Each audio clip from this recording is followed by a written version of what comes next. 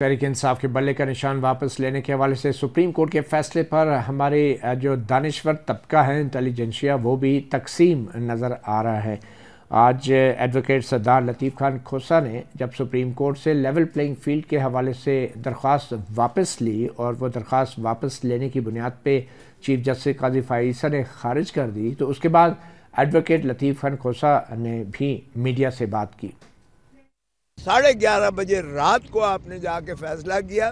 उस वक्त आपने हमारा जो है ये निशान बल्ला जो है ये हमसे छीन लिया, और बल्ला छीनने के नाता से किसी को केतली मिल रही है, किसी को विकटें मिल रही हैं, किसी को जग मिल रहा है, किसी को प्याला मिल रहा है, किसी को मोल मिल रहा है, किसी को बोतल मिल रही है।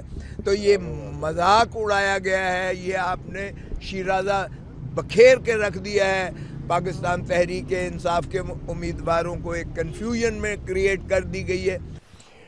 तो इमरान वसीम साहब आपने सुना, लतीफ़ खोसा को और हसनात मलिक साहब को भी आपने सुना। ये मामला साफ और शफाफ इंतखाबात का था, आइन की तशरीह का था, मगर बकौल हसनात मलिक साहब के ये मामला इलेक्शन एक्ट तक महदूद कर दिया गया, और जो आइनी तकाजा है साफ शफाफ इंतखाबात का, लेवल प्लेइंग फील्ड का, वो उसको नज़रअंदाज किया गया। आप क्या कहेंगे?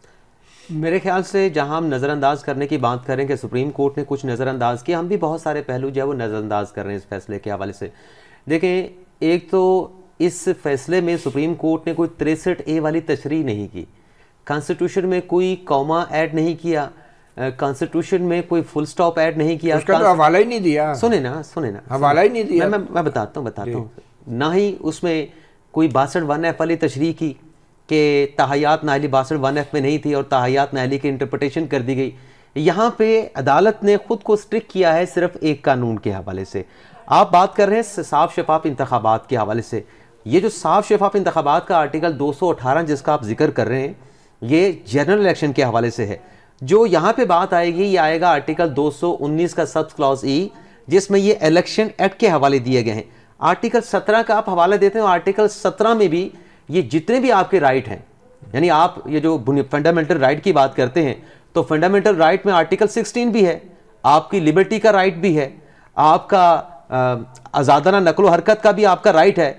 लेकिन आपने क्या कत्ल किया हो, आपने कोई ऑफेंस किया हो, तो आपकी वो लिबर्टी उसी आर्टिकल के अंदर लिखा है कि वो कर्टेल हो जाएगी, आपको पकड़ा जाएगा।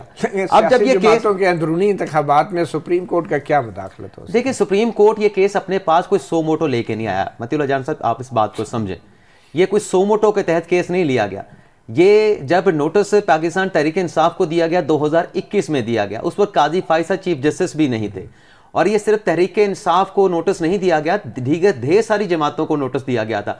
कतई नज़र इस बहस के तमाम चीज़ों में जाए बगैर हम किन का दिफा कर रहे हैं? जो अपना केस अदालत में डिफेंड नहीं कर सके, जो कन्फेशनल स्टेटमेंट दे रहे थे, जो अदालत के सामने मान रहे थे कि हमने अपने कॉन्स्टिट्यूशन के मुताबिक, हमने इलेक्शन एक्ट के मुताबिक अपना इलेक्शन नहीं करवाया, जिस तरीके से करवाना था हमने नहीं कराया, जो बदनीयती का इल्ज़ाम इलेक्शन कमीशन पे लगा रहे थे और खुद उस इलेक्शन से खुद को इल्ज़ाम से विड्रॉ भी कर रहे थे कि नहीं, हम ये इलेक्शन कमीशन के खिलाफ अपना इल्ज़ाम वापस लेते हैं।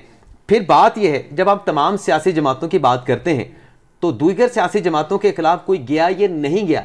जब आपको ये नज़र आ रहा है कि आपके लिए ज़मीन तंग की जा रही है, आपके लिए ज़मीन गर्म हो रही है, तो आप अपना एटलीस्ट पेपर वर्क ज़रूर पूरा करते हैं। आपसे अदालत से मांगा गया कि आपके 91 कैंडिडेट्स से जो बिला मुकाबला मुंतखब हुए, उसमें आपने किस किस से फीसें ली हैं जी? नॉमिनेशन पेपर के नाम पे 50,000 की फीस थी, एक की भी उन्होंने फीस के डॉक्यूमेंट्स नहीं दिखाया। फिर 2014 से आखिरी बात, ये सारी कागजी कार्रवाई ना, पेपर वर्क पूरा नहीं किया। आखिरी बात पूरी, बिल्कुल फैक्चुअल बातें हैं, लेकिन यही चीजें इनके गले पड़ी हैं। अब अकबर एस बाबर की जो हम बात करते हैं, अकबर एस बाबर 2014 से पाकिस्तान तहरीक इंसाफ के खिलाफ केसेस कर रहा है, ये किसी से ढका छुपा नहीं है। लेकिन अकबर एस बाबर को पार्टी से निकालने के जो काम प्रोसीजर पूरा करना था, वो तहरीक इंसाफ ने खुद पूरा करना था, वो काजी फ़ाइज़ा ने जाके पूरा नहीं करना था कि मलबा उस पर डाल दे। दूसरा, ये देखें, अभी हम काजी फ़ाइज़ा की बात करते हैं, साथ में मोहम्मद अली मजहर साहब भी हैं, साथ में मुसर्रत हलाली साहब भी हैं। बिल्कुल सही है। तो फिर अगर मलबा डालना तो तीनों पे डालें। आज जस्टिस मुसर्रत हलाली को याद आ गया और उन्होंने बिल्कुल आज याद आया, उन्होंने यहाँ तक कह दिया कि लगता है कि इलेक्शन कमीशन एक ही पार्टी के पीछे पड़ा हुआ है। माजिद निज़ामी साहब, मेरा सवाल ये है कि ये जो तकसीम है इंटेलिजेंसिया के अंदर इस फैसले के हवाले से इमरान वसीम तो कह रहे हैं कि उन्होंने कागजात पूरे नहीं किए थे, अपने कागजी कार्रवाई पूरे नहीं की, और अकबर एस बाबर की जो है वो बहुत पुराना कारकुन है। तो क्या सुप्रीम कोर्ट को इन मामलात में पढ़ना चाहिए, या सुप्रीम कोर्ट को आइन की जो बुनियादी हक है आर्टिकल 17 का, जिसमें तंजीम साजी का हक सियासी जमातों को नहीं आम शहरियों के लिए है, क्या उसकी तरफ ज़्यादा तवज्जो देनी चाहिए थी? और क्या बल्ले का निशान इस तरीके से, इस अंदाज से लेना चाहिए था जिस अंदाज से चीफ जस्टिस काजी फाइसा ने पूरी कार्रवाई को कंडक्ट किया है? और लग रहा था कि वन साइडेड सवालात हो रहे हैं और एक ही पॉइंट ऑफ व्यू सामने आ रहा है। जी, मुझे बचपन की एक मिसाल याद आ रही है कि एक भेड़िया और एक बकरी का बच्चा नहर पे पानी पी रहे थे। तो भेड़िए ने उसे कहा कि तुम मेरा पानी गंदा कर रहे हो। तो उसने कहा हुजूर, पानी तो आपकी तरफ से इधर आ रहा है। तो फिर कुछ देर बाद भेड़िए ने कहा कि तुमने 1 साल पहले मुझे गाली निकाली थी। तो उसने कहा हुजूर, मेरी तो उम्र ही 6 माह है। तो जब बहाने ख़त्म हो गए तो उसके बाद भी भेड़िए ने बकरी के बच्चे पे हमला कर दिया। मेरा सवाल ये है कि क्या पीटीआई के पास ये कानूनी मसले ना होते तो क्या पीटीआई को लेवल प्लेइंग फील्ड दी जाती? मेरा ख्याल है कि इसका जवाब नहीं में है। क्या उनकी कागजी कार्रवाई पूरी होती तो पिछले 2 साल से तहरीक इंसाफ के साथ जो हो रहा है क्या वो ख़त्म हो जाता? क्या उन्हें वेलकम किया जाता इलेक्शन के अंदर? तो मैं समझता हूँ कि जुल्फ़कार अली भुट्टो केस में भी यही हुआ था कि ये बिल्कुल हकीकत है कि नवाब कसूरी का मर्डर हुआ था, किन लोगों ने किया वो सबके सामने है। लेकिन जब किसी भी केस में सियासी इंतकाम या रियासत की मुखालफत शामिल हो जाती है तो डेफिनेटली उसके ऊपर सवालिया निशान खड़े हो जाते हैं। सो इसलिए मुझे ऐसे लगता है कि इस पूरे मामले में तहरीक इंसाफ की जानिब अगर ये मौजूद है हकीकत कि उनकी कागजी कार्रवाई मुकम्मल नहीं थी तो क्या उसकी इतनी बड़ी सज़ा सुनाई जा सकती है? मुझे इस हवाले से इख्तलाफ है। ठीक है। अस्सलाम मलिक साहब, क्विकली ये बता दें कि सुप्रीम कोर्ट क्या ऐसा कर सकती कि जिससे शफाफ इलेक्शन और लेवल प्लेइंग फील्ड का एक माहौल भी बरकरार रहता और कानून पे भी अमल दरामद हो सकता था? एक राय ये है कि सुप्रीम कोर्ट जो है ये मामला एक एकेडमिक डिसीजन के लिए इलेक्शन के बाद तक भी रख सकती थी और कहती कि फ़िलहाल तो आइनी तकाजा ज़्यादा अहम है, सबको शामिल होने दे, फिर बाद में इसके ऊपर एक कॉन्स्टिट्यूशनल इंटरप्रटेशन करके आर्टिकल 17 की हम जजमेंट दे देंगे, लेकिन फ़िलहाल तमाम सियासी जमातों को लेवल प्लेइंग फील्ड मिलनी चाहिए। ये सवाल आप मैं आपके पास छोड़ रहा हूँ, मगर एडवोकेट गौहर अली खान ने जो आज बात की है, कुछ अहम ऐलान भी किया है, वो आपको पहले सुनाते हैं।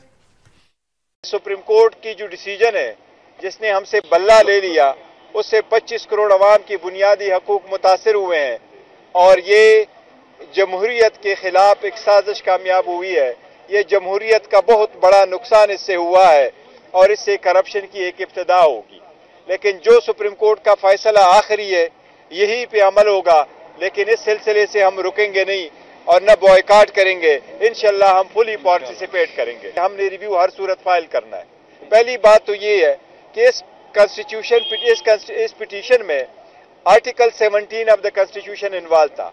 क्या किसी पॉलिटिकल पार्टी से निशान वापस लिया जा सकता है या नहीं, और इसी सूरत में आर्टिकल 17 बड़ा अहम था।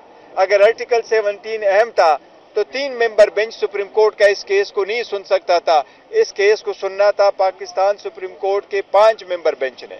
इसीलिए कुछ इसमें अदरवाइज भी फैक्चुअल ऐसी गलतियां हैं जो हम समझते हैं कि ये सुप्रीम कोर्ट के पास रिव्यू में आना जरूरी है, तो इंशाअल्लाह ताला इसके खिलाफ रिव्यू भी हम सुप्रीम कोर्ट में फाइल करेंगे। तो आपने सुना, कितनी उम्मीद है अब नज़रसानी से, और क्या दरमियानी रास्ता था जो सुप्रीम कोर्ट अपना सकती थी?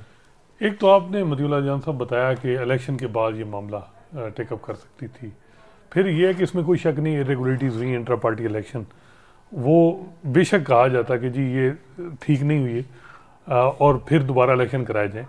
तीसरा, इलेक्शन कमीशन को ये जूरिस्प्रूडेंस क्या इवाल्व हुई कि इंटरनल जो डिस्प्यूट हैं पॉलिटिकल पार्टीज़ के, वो अब इलेक्शन कमीशन एग्जामिन करेगा। और आपको पता है पाकिस्तान में जो इलेक्शन कमीशन है कितना एम्पावर है।